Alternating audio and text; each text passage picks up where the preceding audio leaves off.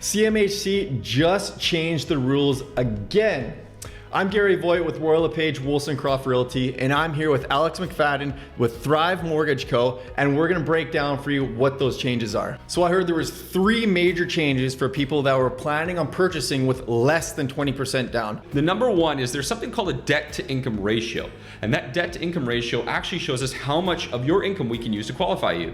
To explain that a little bit further, they're reducing that amount and it's gonna impact you by around 10 to 14% of your overall qualification. For example, somebody is trying to get a $500,000 mortgage. So if you qualified for $500,000 before July 1st, after July 1st, you're looking at somewhere around $450,000 or less. You're taking a difference of $50,000 if you get qualified now or if you get qualified after July 1st? Yeah, that's a good example. Explain to me number 2, the credit score. How does that exactly work and affect people? Before July 1st, you could have a credit score as low as 600 and still get qualified for a loan with CMHC. After July 1st, one of the borrowers has to have a credit score of at least 680. So we're gonna definitely recommend people pay close attention and talk to us about how to improve their credit score. Is that a significant increase from 600 to 680, do you find? It's a good question. I think it depends on every single person. I'd say our average borrower we see is between 680 and 720.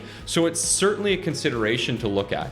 So if you're planning on purchasing with 20% or less down, pay attention to your credit score. Absolutely. Make your payments. So number 3, we're talking about borrowed down payment. Now, for everybody who doesn't know what that is, jump into that a little bit for us. What is a borrowed down payment? Yeah, so they call it non-traditional down payment. You see, some people still can qualify by using a line of credit, a personal loan, and sometimes even a credit card to help them get the minimum down payment of around 5% to qualify for a mortgage.